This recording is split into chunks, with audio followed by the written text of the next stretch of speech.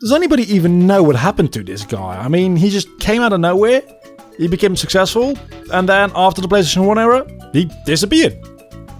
Anyway, today we're looking at Gex 3 Deep Cover Gecko and how it holds up in retrospect.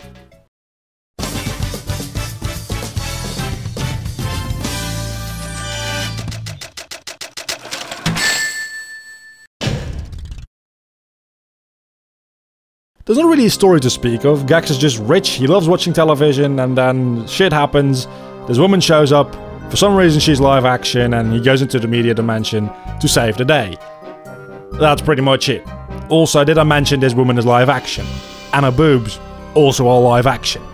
And there's an implied thing going on between her and Gex. And she's live fucking action. Anyway, the media dimension reminds me of Super Mario 64.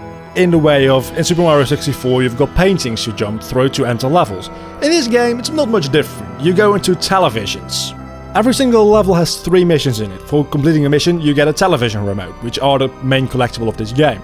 You can also get a 4th television remote in every single stage if you get 100 coins, which the coins are shaped like flies, because you're a gecko. Pretty much immediately you'll be able to tell that getting the 100 coin remotes isn't worth it, because getting 100 coins is actually very tedious and hell on earth. It takes you roughly as long, if you don't know where they are, to get the 100 coin remote as getting the other 3 remotes combined. That being said though, if you do get all the 3 remotes in all levels and the 100 coin remote in every single level, you won't have to do World 3 and 4, because World 1 and 2 together will give you 30 remotes, which is exactly what you need to go to the final boss. And honestly, I kinda recommend you do that actually, because World 3 and 4 level design wise go way down in quality. World 1 and 2 have really good level design. World 3 has one sci-fi level which I like, and World 4 is just not that good. Only thing is, if you do that, the difficulty spike to the final boss will be insane. I mean, it already is very big, the difficulty spike, because the game as a whole, it's fairly easy. World 1, World 2, World 3, and even World 4 fairly easy. You probably won't die that much. And then, in the final boss, you probably die a lot, because suddenly it gets difficult as all fuck.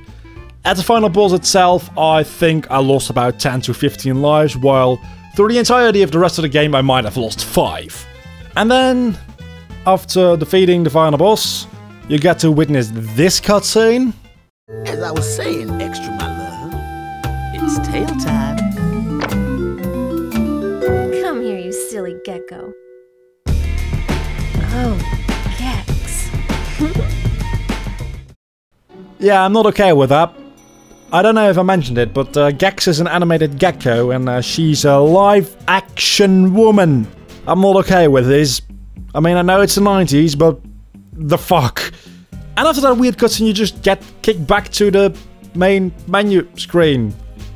Oh fuck, I hope it automatically saved my no, of course it didn't. So, hypothetically speaking, right? If, hypothetically speaking, you spend about 2 hours getting the last 4 or 5 remotes before facing the final boss fight, and you didn't save before facing the final boss fight, and you beat the final boss fight, yeah, you just lost that progress. Luckily the game is fun to play, because Gex controls very well. You've got a pretty wide variety of moves. You can do a tail whip attack, a tail bounce, which also goes as a high jump, a jump kick, holding R2 while running, but you can't steer in the air while doing this, so you're probably going to miss your target quite often using this. And crouching if you hold R2 while standing. I must admit, I never used this, and the only times I crouched was when I wanted to jump kick, but I wasn't running fast enough yet, and just kind of a useless move, to be honest. And the most important thing, this game actually has proper camera controls. Pressing L1 rotates the camera one direction and R1 the other direction.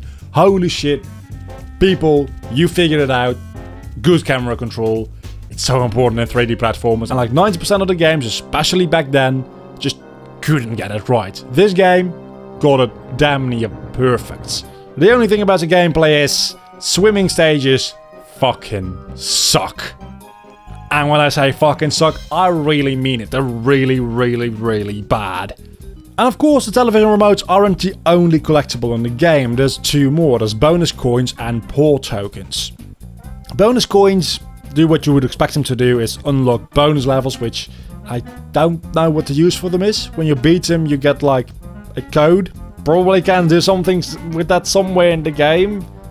Just don't know where. And how. And why.